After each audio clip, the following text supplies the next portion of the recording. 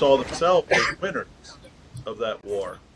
So if we look at the American dream and the fact that prosperity has moved across America, it has shifted also to other parts of the world, people tend to like prosperity. And so those who can do what they need to do to achieve their piece of that prosperity, I think it really represents a good movement for the world. It's not just about materialism. It's about pursuing one's ambitions and having the environment to live in which they can achieve their ambitions and be happy with that. And so I think that's how I would kind of summarize things. We're still on a worldwide quest, in my view, that all peoples from every corner of the earth can actually find a way to achieve their ambitions. We see what's been happening in China for the last 3 years. It's absolutely incredible how the Chinese have moved from where they were in the 1970s and 80s to where they are today. But not the whole country has moved.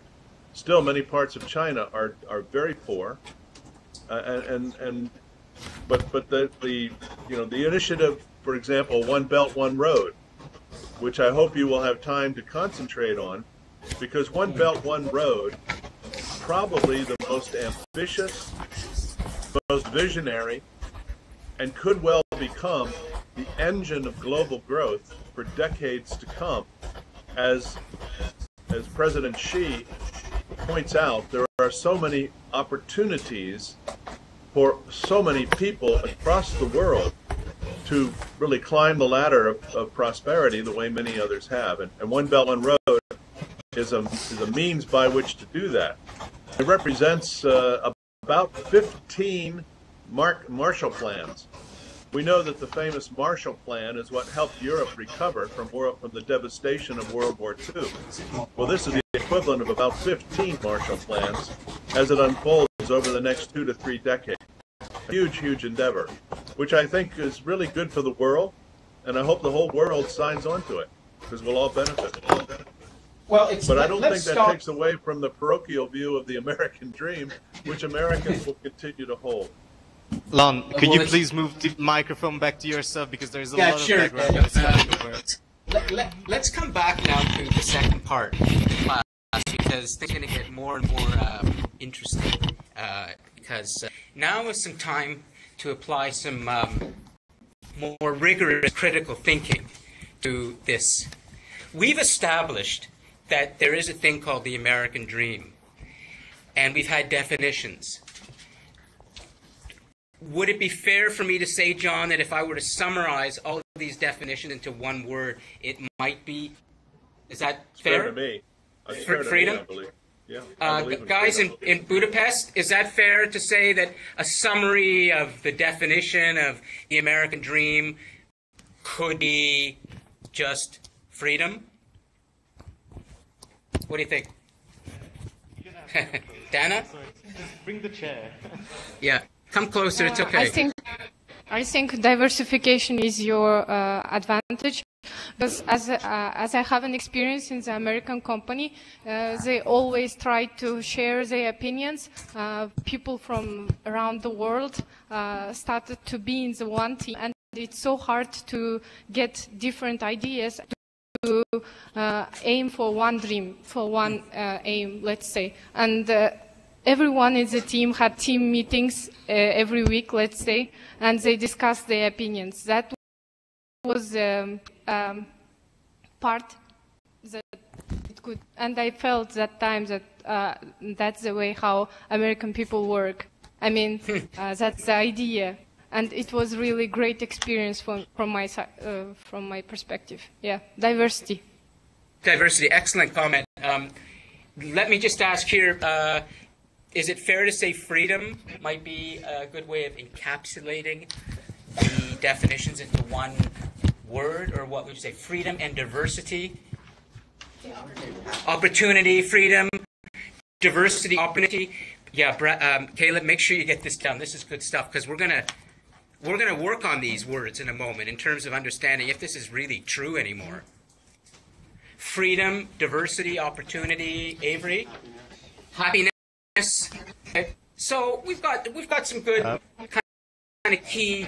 Sorry, please. I just want to add another word, and maybe a more of a pessimistic word. If I tie it back to the idealistic and the marketing sort of comment that I made, because really it is a capitalistic sort of tool. So we've got to also acknowledge, if you're going to talk about negative words, we've got to use like exploitation or inequality, because with the American dream, it brought about all of that. That still happens, and it's quite pervasive in the world today. Excellent. We're there, you know, we're going in that direction now. We're going to start to look at it more critically. But that's great. Great comment. Abhinav? I would disagree with inequality, and this might be an unpopular opinion. But I believe capitalism is the worst, best system available for us. And capitalism arguably has brought more good than evil. We can sit here criticizing capitalism, but we are here because of a result of capitalism. My parents came here from India, right? So they moved here because of capitalism. If there wasn't capitalism, I wouldn't be sitting here, and most immigrants who are here wouldn't be sitting here. Wouldn't be. So you can I agree. Criticizing capitalism is okay. But we also need to understand that capitalism is the worst, best system available to us right now, because it has brought about more good than evil. If you think about the number of people who are richer because of capitalism, and the number of, overall, everything is better because of capitalism. Okay, let me stop for a second, because we've got to, now hold on. You're good. You put, and I'm sure Tomasz has a lot to say about capitalism, because he's an economist, and he could talk a lot about this, but let's get to the second part and bring you in the room, and that's Donald Trump. Okay? Now, all of these things that we've been discussing are largely historical, and they're nice. They're all about dreams. Nice, fuzzy, warm, beautiful dream. There's an American president now who is definitely not warm, not fuzzy.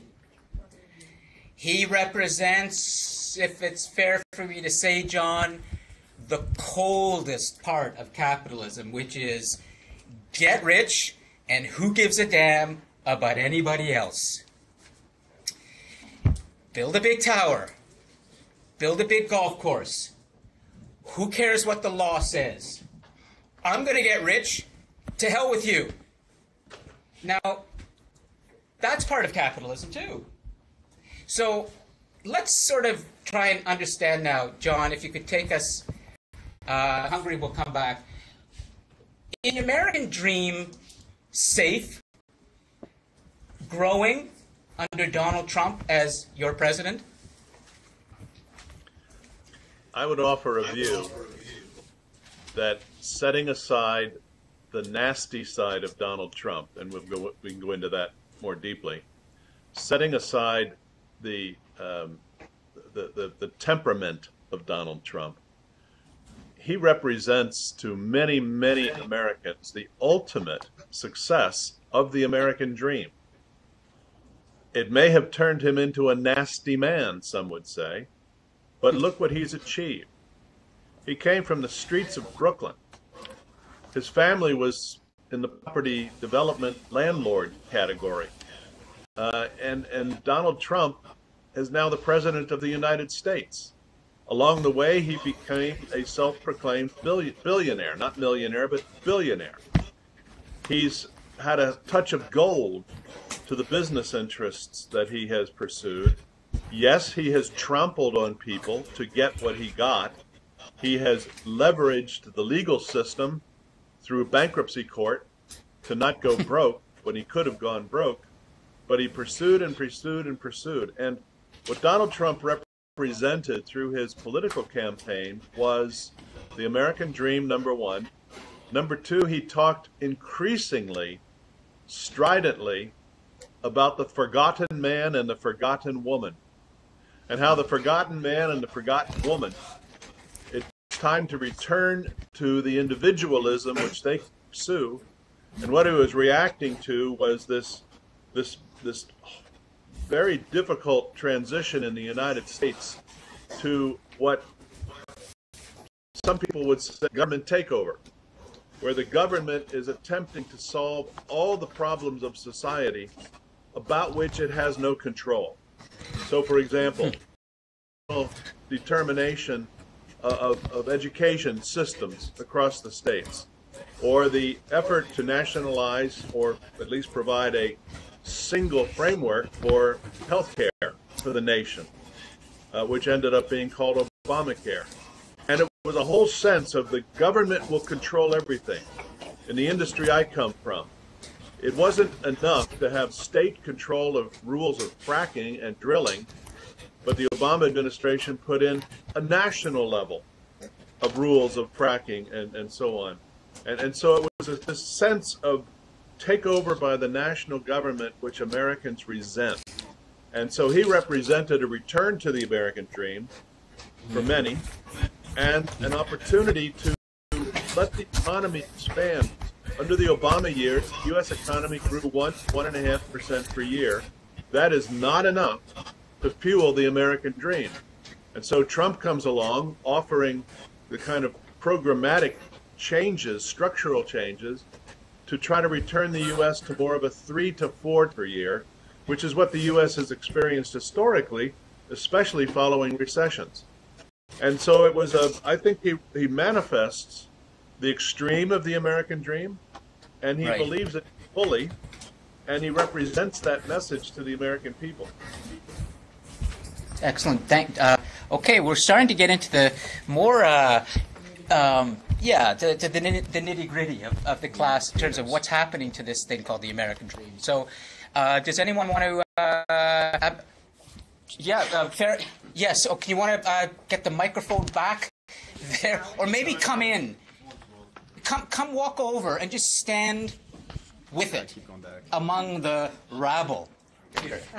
Okay, and then we can hear your comments. Eventually, we're going to have proper cable-free system in the global classroom. But go ahead. Yes. All right. So I totally understand the appeal of Donald Trump, and especially to a certain class in America. But I find that the majority of Americans, in my personal opinion, don't feel that he represents them as a country. And I feel like setting aside his temperament, we can't necessarily do that, because when he is the president, he is responsible and he has to represent the country, and everything that he does is recognized and so important.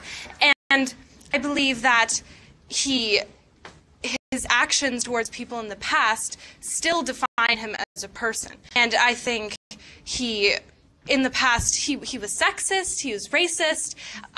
He's definitely is trying to do some good for the country, but at the same time, I believe that there's more that he can do in the future, and he is not honest enough. I think he needs to come clean and show who he is, and in regards to Russia hacking the election and all these different myths and things around him, they need to be recognized and taken into account who he is and what he's done in the past.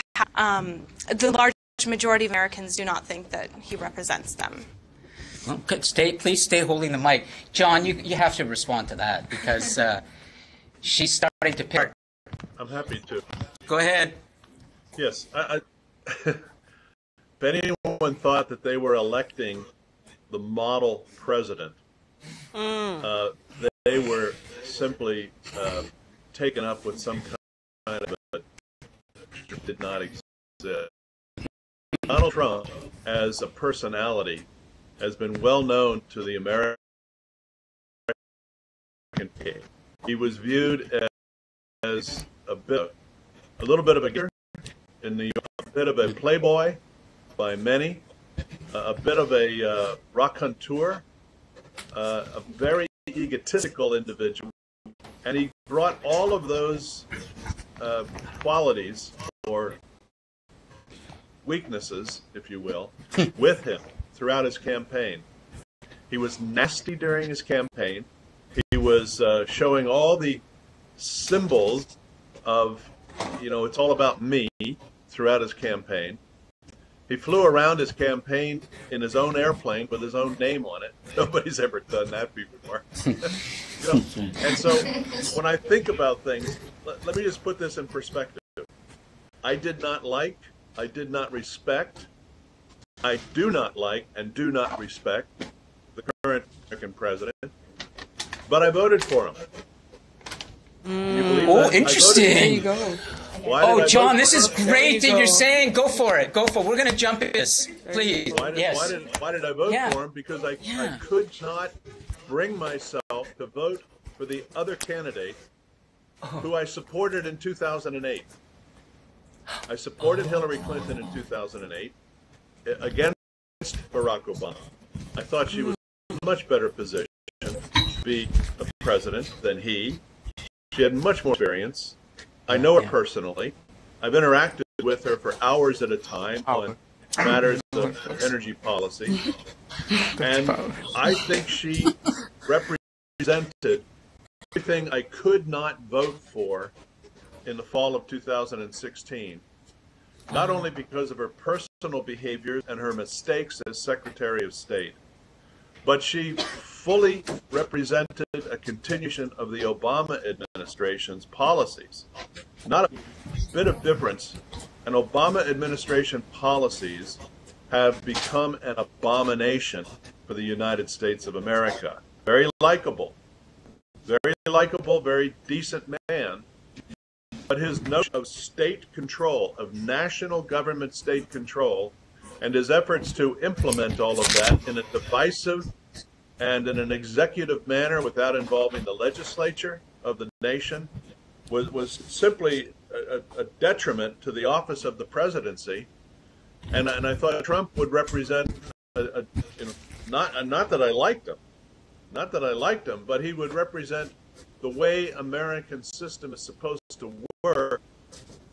But now we can say that it's not working under him any better than it did under Obama, because we have become such a divided society politically that it's almost impossible with our separation of powers type of a government. The executive branch is completely separate from the legislative branch, and the legislative branch probably represents the people of America better than the executive branch, believe it or not. And then as a consequence of that, we have a dysfunctional legislature which will not work within itself to find solutions to your problems. And Trump is getting very frustrated by that, which is causing his bad behaviors to be magnified and to be a never-ending series of bad behaviors, which is turning a lot of people off. Okay, John, let me stop. John, let me stop you for a sec, just to give the students a chance to engage with this, because what you're saying is very helpful in terms of explaining the system. But I want to make sure we fully understand all of what you've just touched on. So first, let's go to the students here. And I see over there, do you want to get the microphone back to the corner? Catherine, thanks for excellent comment. And just give your name. And we're going to stay on this point with John, who voted for Donald Trump. Go ahead. So I would just like to say, first of all, that I don't think your government in America will ever be able to actually function properly, because your idea of the American is so obsolete. Like, you guys honestly believe that the rich can get richer by taking away from your poor, and by doing so, you are putting almost your entire country at a disadvantage. And by voting for Trump, you encourage that, and saying you wouldn't vote for Hillary because of criminal actions is almost the exact same thing someone could argue about for Trump because of his personal actions towards women, all his sexual harassment accusations and all. To say that Hillary's were worse than his, I would think is a huge stretch of that. And I mean, I do understand people saying they don't trust her, but to trust Trump more, who honestly is only there for the white male of the United States of America, not the white female, not females or minorities at all, is insane. And so looking at you as a white male, I can see why you would vote for Trump. But as a female and as a minority, I would never in my entire life consider it for a second. Keep anything. What's your name? Alex. Alex. Alex! That's excellent, and I can tell you that the fact that John would tell us that he voted shows the courage he has in being able to jump into a conversation with you. This is outstanding to be able to have this kind of conversation respectfully and constructively. So let's keep going, okay? Because this is where the learning really happens. Do you want to add anything to the fact that John is a white, successful male? May not have said what he just said if he were black or colored and female. Do you want to add anything to that? First, successful people would have voted for Trump because he does want to lower the tax rates for the rich people and increase it for the poor people who don't have money in the first place. So giving you tax breaks makes no sense. You should be taxing the rich more because they have more money to give and their life is not going to drastically change from taxing them. Also, on top of that, being a male, you're not having your birth control or your abortion rights taken away from you. Your life will not be changed if a woman has your child and she cannot financially care for it, because you can walk away from that as she's still pregnant with it, while she has to continue on for the 9 months and then decide afterwards what she's going to do with it. And then being white as well, you already have a privilege in the United States that you are treated better. You can walk into a job with a name such as Matthew and be considered smarter, better, and just honestly just better than someone who walks in with a name as DeMarcus or Tyrone. You have a privilege as a man as well in that sense, and it's just, to vote for Trump is to vote for the white man and not for your country. Okay. Excellent. John, This is awesome. Can we jump in? I'm going to only say it takes an enormous amount of courage for John to be here and listen to this, and he's going to have to respond to this, and he knows he was stepping into this. So he's a big boy. He's an absolute big boy. No problem. In Budapest, guys, in Budapest, what do you have to say? It's not that I don't agree with what has just been said, at least with the core ideas of it. But what you've said is logically flawed, because is that Donald Trump has appealed to the rich white man, so white men voted for him. But if only rich white men had voted for Trump, he would not have become president. This is the first thing. Second thing, Trump went to great lengths to make himself seem appealing, to make himself seem like an everyman. He was literally the first president to really utilize social media, and that's something that the entertainment industry, for example, has been utilizing for years now with great success. So, you know, there basically was a career politician in Hillary who nobody really thought of as a career politician. Everybody thought of her. Coming back, it will come back. It's just sometimes Hungary, they'll come back. Okay, just a second before, because I want to make sure John has a chance to respond, but also a student over here. What's your name? Will. Will, do you want to get the microphone? Will, we'll bring it over. Yeah, let's keep that one moving so we don't get the tables all messed and. John, we'll come back to you shortly, okay? Promise. Just want to make sure the students... Can you hear us, John? Yes, I hear you. Yes. Oh, yeah, good. Okay. Will, go ahead. All right, so here's where I got to agree with what Alex said.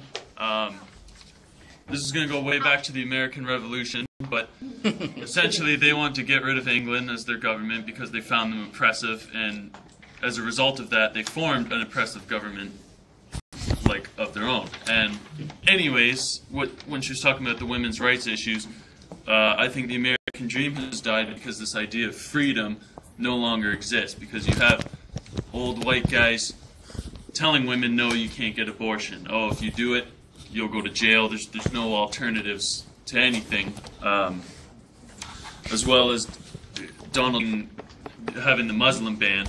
He tried to pass that a few times, and I think he got it through. They're still working on it. They're still working on it? Okay. But it is in effect. But the idea of itself right there kills the American dream, because the American dream was you can come over from whatever country with a couple dollars in your pocket and make something of yourself. And now he's specifically targeting one group of people, but he doesn't include countries like Saudi Arabia in the ban, where we know like the majority of the terrorists come from and are funded by. But he'll ban Iraq and Afghanistan. Massive human rights violations. Yeah, and the massive human rights violations. Like that's a country that just let women drive not long ago. Yeah. But that totally good. That's in and out of the country, no problem. Right. And I'd say he's kind of ruining the country as far as that. Will, anything else you want to say? Because there's a lot. You've got some good points. Yeah, I'd still say there's a huge divide between the blacks and whites of America, as well as like Latin ethnicities. They're pretty much they're the most incarcerated in America. I think it's the blacks and Mexicans. Whereas in Canada, it's the flip. We have like the majority of Aboriginals incarcerated, and it seems to be a common occurrence of when we destroy and oppress someone's culture, then you just continue to have a repeat cycle of that. Sure. Keep them down. Excellent. There's some good and more diverse comments, the better. Have we had a comment for you yet, Avery? No. Okay, Avery, and then we'll go over here, and then we've got to give Jalen a chance to respond to this. All right. Avery, go ahead. So this is probably going to be quite triggering for a couple people in the room. Triggering? Yes, quite triggering. Because I'm going to have to completely disagree with, was your name Alex? Alex? I'm bad with names. I think Donald Trump is the least big issue in America right now, and really the biggest issue is this wave of social justice with quite objectively terrorist organizations like Black Lives Matter, which created acts of terror to gain political means, third wave feminism, which is focusing on false ideological movements while ignoring things like the Middle East. And so I don't think Donald Trump's the biggest issue to America right now. It's rather this big wave of extremist left-wing ideology that's pushing America down the gutter. Do you think that something's happening to the American dream, Avery, as we've defined it, as a result of Donald Trump? Because not because of Donald Trump, I think it's because of these movements that are want to limit freedom of speech, who are encouraging hate against people like the white male, because in the past the white male has been oppressive. Meanwhile, in the 21st century, we don't have that same level of issue, but we're encouraging hate towards the white male while saying that it's okay to actually be hateful because the white male was oppressive in the past. Okay, so in a couple of words, it sounds to me like what you're saying is political correctness is strangling us and restricting our freedoms. These groups represent political correctness, and that's a big problem because it means we can't say anything anymore. That's right. Yeah. That's what you're saying? Yeah, 100%. Okay, let me stop. Good, because that's a good point. That's a good point. Hold on, one more over here, and then we've got to come back to John, because we've got to give him a chance to respond to the fact that he said he voted for Donald Trump this time. In the back, she's Who? Yeah, back to. Whose hand and over? Who's had your hand up for a while? Me. Rima? Okay. Let's go over here first, and then we'll come back to you finally, okay? And we'll come to you soon. Okay? We've got to give everyone. There's diversity in action. Go ahead. I just have a little comment. So the thing is, in politics, there is no right or wrong. Everyone has their own thoughts. In this room, there, everywhere, everyone has their own opinion of what is right that Trump is doing and what is wrong and how it affected and all. But the thing is, obviously the majority of Americans see him as the best other than the other candidates. Yes. 47. That's why they voted for him. Sure. So that means that obviously what he's done has proven to everyone that he proved to everyone in the country that he can lead the country. And as John said, everybody knew who he was through the campaign, through his reality shows, his businesses. It's not like he came out of nowhere. Everybody knew what they were getting. Okay. And that goes back to that whole American dream notion, is that Donald Trump was the only candidate who actually spoke about that, right? Getting back to that basics, the individual rights. And he went to, the places which were typically Democrats. He went to Wisconsin. He went to all those swing states. He spent tons of time over there, and he really was the only one listening to the Americans saying that, you know what, we want jobs. Remember, it's about individuals. And okay, one person. Abby, you are definitely default. Come to you anytime you say. I'm very significant. But I gotta give everybody. We always know you're gonna say something good. Rima, go ahead, and then we've got to give John a chance to respond. So, get the microphone back. And you want to stand, Rima? Just great.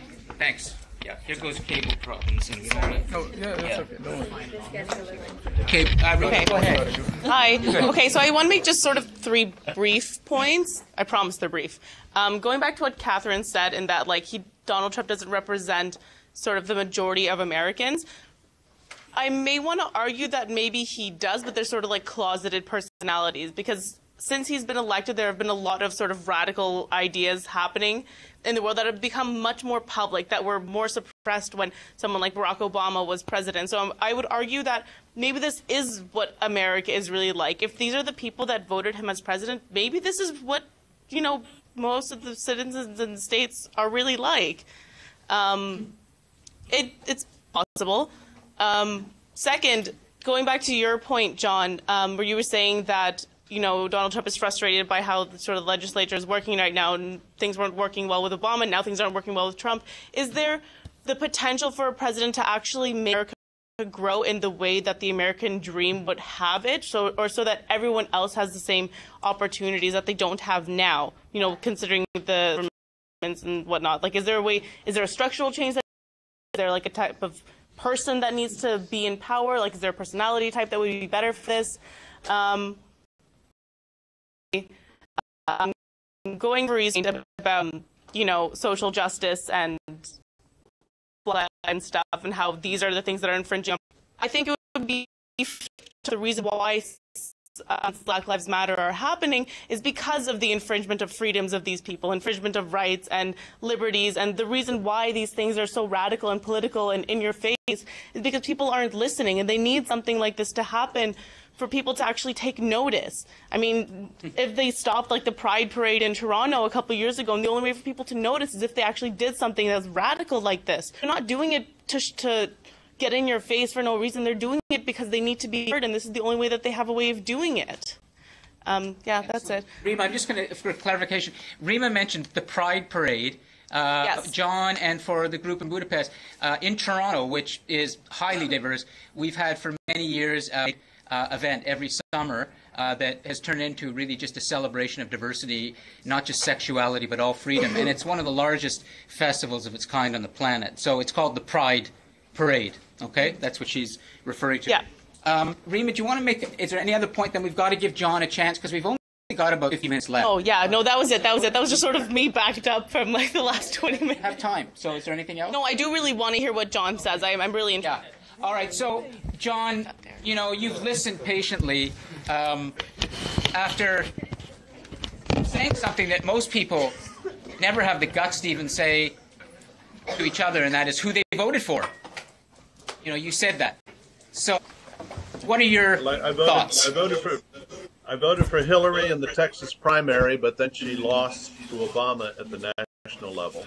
I voted for Obama in his first term, and I became so discouraged at his apathetic leadership and his, essentially, as I described earlier, his nationalistic takeover and his unwillingness to listen or work with others, and his actually putting down people, including me. I talked to him on a number of occasions, and he was a person, if you did not agree with him, you were a nobody. And really? Unfortunately. And John, so can you describe a little more detail? The students and the group in Budapest would be fascinated. None of us in our life will probably have the chance to meet an American president or a presidential candidate. You met him, you spent time with Hillary Clinton. What was your exchange like with Barack Obama? White, successful, president of an oil company with a black candidate, and you're saying it didn't go well. What happened? Well, at the time, just so people have a sense, I have been involved in the African American community for most of my adult life. I was the chairman for 7 years of the National Urban League. The National Urban League is a 110-year-old organization urbanization, primarily of African Americans, designed to help the urban core of America come to grips with the economic and social issues of urban America, which is heavily populated African Americans and others as well. But after 7 years as the chairmanship of the National Urban League, I'm still on the board, and I'm still working on African American issues in the United States. And to think that we don't discuss matters like Hillary and Trump and Obama, etc., at the board level, we do. We talk about it very openly and very directly. So I'm very familiar with African Americans. I may have white skin, but I've spent years in diverse communities. And I believe that, diversity is one of the great hallmarks of the United States of America. But coming back to Obama, Yes. I had requested time to see him the same way I did with Hillary. And during the time that I had agreed to, it was a 30-minute meeting. Supposed to be a 30-minute meeting. It lasted 3 minutes. He asked what I wanted to talk about, and I said, I want to talk about energy policy. I've read I have the other candidates for president, and your website says nothing about the future of oil and gas and coal. And I get the impression you think that the future of the United States with biofuels and wind and solar. And he said, you got that right. And I said, well, I'm sorry, Senator, but you're wrong. It doesn't work that way. And every one of the other candidates on your side, on the Democratic side, knows and understands that. And I'm here to represent a point of view. I was president of Shell at the time, a point of view that if we don't drill more oil and develop our natural resources the way we need to, then we're going to have the highest priced gasoline in the history of the country, and we're going to have shortages as time moves on. And so he said, well, he said to me, you don't understand where we're going. And I said, I think I do. And he said, I have no interest in talking to you about oil and gas. And I said, you're the only candidate who doesn't. He said, this discussion's gone on long enough. And he walked away. He just walked away. Wait, let me just be correct here, because we're fascinated. We're on the edges of our seat. You're telling me that Barack Obama walked away from you? Just walked away. So I walked with him. I mean, who does he think he is? That's great. Go on. And then what did he say? On the way to the car, he was walking towards his car, and I just walked with him. And I said, Senator, this needs a longer conversation. And I just kept talking at him. And he just waved me off, and he finally got to his car, and he jumped in. And so, but with Hillary, I had 90 minutes talking with Hillary because she had so many questions. She was so curious. She was so interested, and I could give her example after example. Barack Obama, I was supposed to also meet with him in a private room. He said, I don't want to work. I do not want to meet with you in a private room. Let's talk right here. So we were immediately surrounded by 20 people who wanted to hear everything he had to say or I had to say. And there was no privacy. And he, the point being, he did not want somebody taking a picture of him and me in a room together because I was an oil executive. He had a very serious problem with oil executives as a senator, and even worse as a president. He was famous for meeting with business executives in large settings in Washington when he first became president. He met with everybody but the oil and gas industry. Now, just for perspective, the oil and gas industry is one of the biggest industries in the United States. 10 million people. Think about that. 10 million people work in the oil and gas industry. Now, I'm not suggesting that the world should never move away from oil and gas. You can check me on YouTube and check me on all kinds of other public documents. I am for whatever the future requires. And that for now, we can't, if we make it in short supply, who gets hurt the most? The poorest consumers in the world get hurt the most. And so there is this notion that some people believe that the rich only think about getting richer. No, many rich think about how can other people become rich? And by penalizing them with high-priced oil and gas, which they desperately need to get to their job or to heat their home or to take care of their family, it makes no sense at all. And that was Obama's desire was to make gasoline so expensive. I knew that. He knew that. He wouldn't talk about it with me. And so and then it was just throughout while I'm the chairman of the Urban League, I'm still seeing him. Now he's president. I'm still seeing him. And he treated Urban League board members, I don't care about me, but he treated Urban board members like they didn't matter. Like, we wanted to sing happy birthday to him. And we were having our annual meeting, and we brought a cake, and we put candles in the cake. And this was about 1,000 people wanted to sing happy birthday to him. And he wouldn't let us. He said, no, I won't stand for that. So we just pushed the cake in the back of the room. We ate it after he left. We didn't sing happy birthday to him. Some people have a dream that this was a nice man. This was not a nice man. Nobody has a dream that Trump is a nice man. Trump is not a nice man. But Americans don't necessarily look for nice people to be president. Fascinating, John. There's probably... No, let me stop you for a sec, only because we have a time crunch here, and I want to make sure we hit our final part, but we'll do this again. What you're telling us and revealing to us is so helpful to be able to understand how things work on the inside, and also in terms of why you might think that the American dream is going one way or the other. And that's something I want to bring us back to for a second. Before we... Sorry, Vendine? Oh, Hungary? Budapest? Yeah. Go ahead, Budapest, and then we're going to have to start kind of wrapping things up in the next 10 minutes. And John, you will have the final word. So no worries there. But guys, in Budapest, some thoughts? I don't think anyone had anything to add. We were just waiting for you to, finish what you were saying. Okay. Default. Okay, let's go to default. Okay, thank you. I just wanted to point out a number of things. I agree with John completely. And I also agree that one mistake Donald Trump did while campaigning is he pandered to the racist. Whether he is a racist, he's not a racist, I don't know him. I'm not going to speak about it. But he did pander to the racists, right? He did not say no. He said, okay, just stand there. Just don't take a photograph, you can be there. I also wanted to point out that over 200 counties that voted for Obama voted for Trump. The same percentage of women who voted for Obama and Mitt Romney voted for Trump, Hillary. There were more percentage of black and Hispanic votes for Trump than for Mitt Romney, right? So even though Donald Trump said, build a wall, keep all the rapists out, more percentage of Mexicans voted for Trump than voted for Trump, so you can all check it. Well, I'm not lying about anything. Wait a minute. I gotta ask, are we into the land of conspiracy, hoax, website, crazy websites? No, PolitiFact. Who's PolitiFact? No, PolitiFact. They're the fact checkers. And who are they? Who's the money behind this? Exactly. I want to make sure.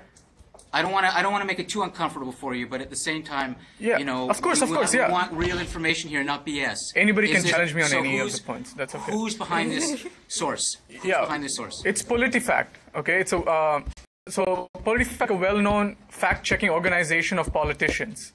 They have checked a number of lies of Donald Trump and Hillary Clinton, and this was their analysis of the 2016 election. We'll accept it for the moment. We'll accept it for.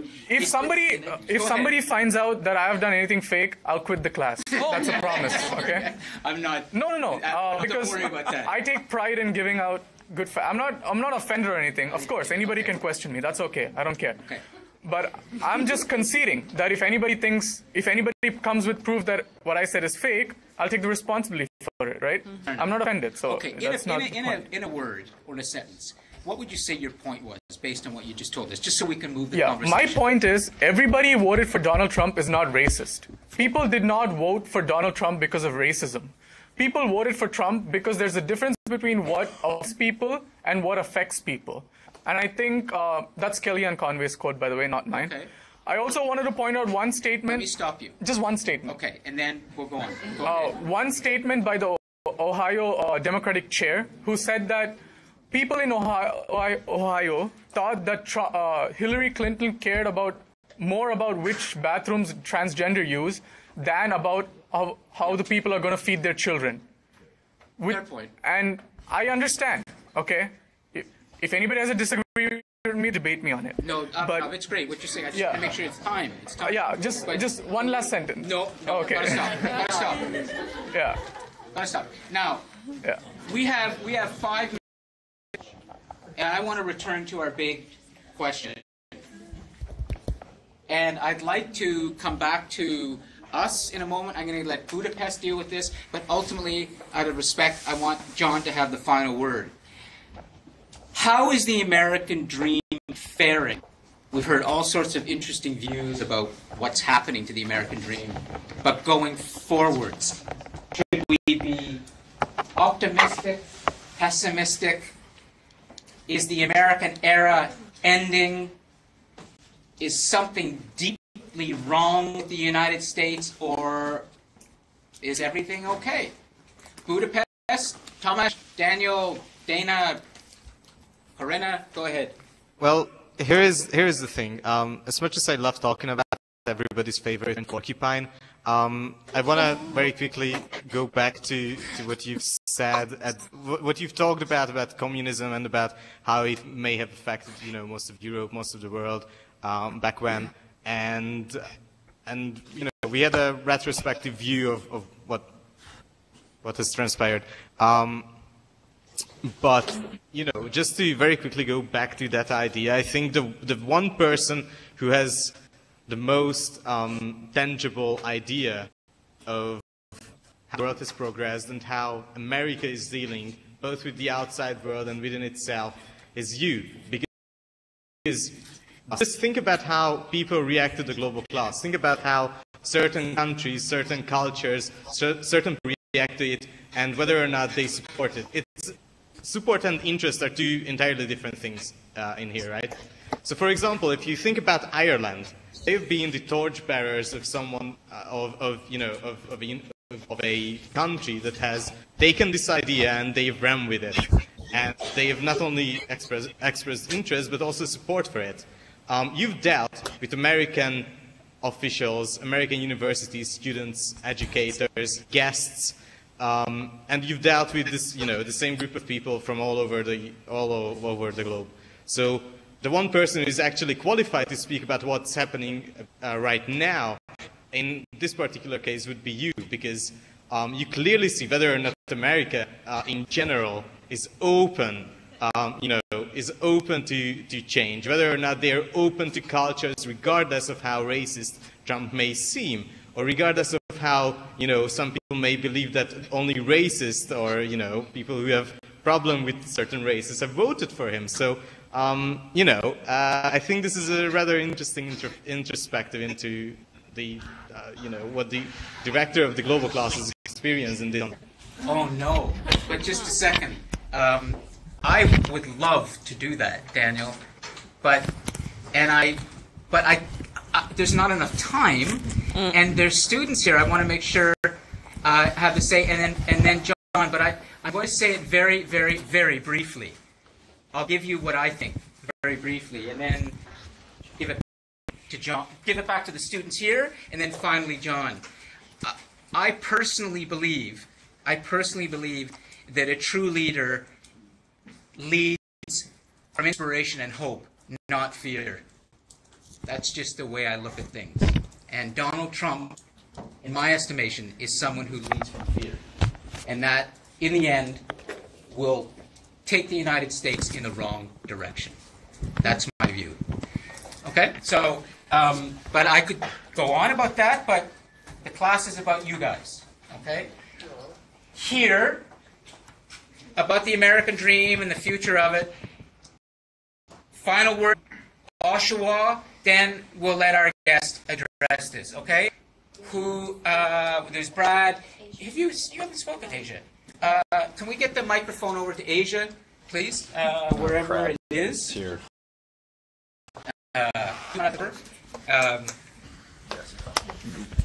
Okay, so we're going to get a final thought from Oshawa, Canada, here, and then John, we're coming to you, okay? Asia, go ahead. Hi. In my personal opinion, I believe that the American dream was embodied and completed in Trump. I think that now the American people and the world has seen, how ugly this dream really is, how fake this dream really is, and what a false representation of equality that this dream really is. They've seen it in Trump, and now they want him out because, okay, this is not working. We are wrong. This whole action of President Trump was a good thing because I think from now America can only be restored because I think a deception has now been exposed for what it really is. And now they can start making changes and maybe redefining the American dream and what it really should be and start correcting the different attitudes. Because for me, the American dream it's more of an attitude than anything else. So I think from having a face to the dream, having a personality to the dream, and the world being able to see that it's not really what, the forefathers really made it out to be, I think only correction, restoration can come from this mess. John, that's pretty wise, but let's hear what you have to say, and then we're going to wrap it up. Good stuff, Asia. What do you think? I think it's important to separate what is a terrible man with horrible manners and horrible relationships, the person who is the president, and what he is doing as president. As president, he is trying to lift all people in the country with a new tax program that would double, for example, the deduction of everyone in the country from $6,000 to $12,000. It means the government will not tax that money. And for married couples, from $12,000 to $24,000. He started with looking out for the interests of those who have the least and who he wants to pay tax than won't be paying any tax, many of them, at that level of deduction. And so I think there are many other programmatic things that he's working on that people either like or they don't like, which is true of any president. His president from his role as nasty personality. And I don't think that confuses many Americans in terms of the overall view of the American dream, because they can see the difference. We've had many nasty over the years, and we live beyond them.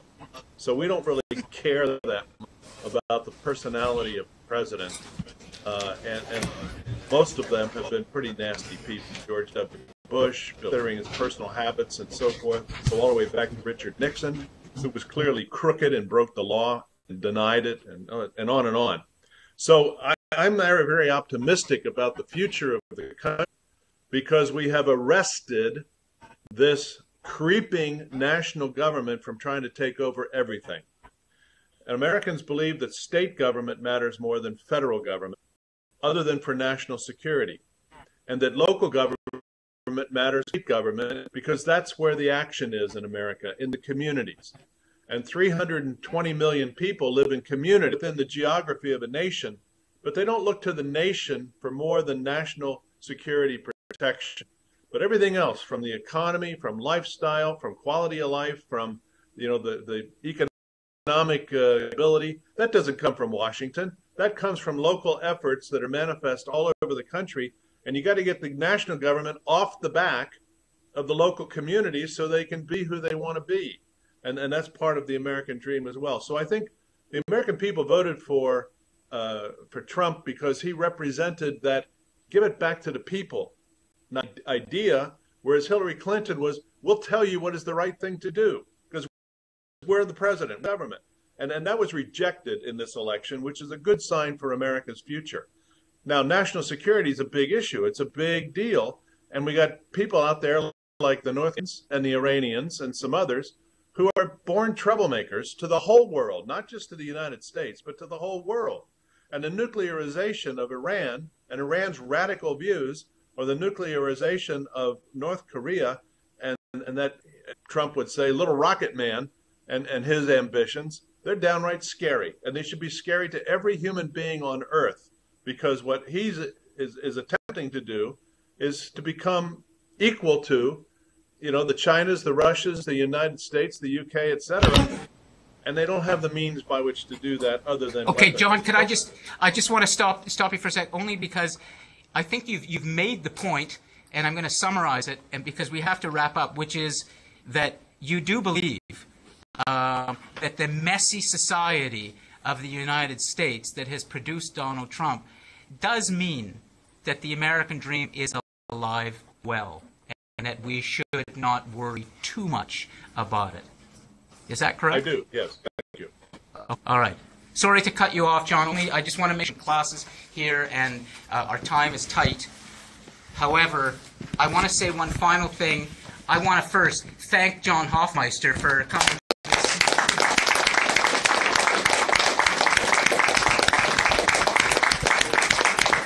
I know very few people who would do what you do, John, and to jump into a discussion with students around the world like this and tell us things.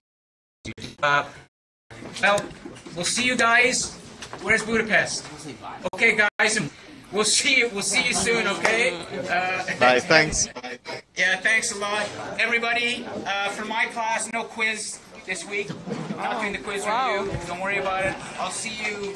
Hopefully, there won't be next week, and I'll see you here next week. Okay. Hopefully, there won't be a strike. Yeah. John. Okay. And we'll talk soon. Okay. Thank you.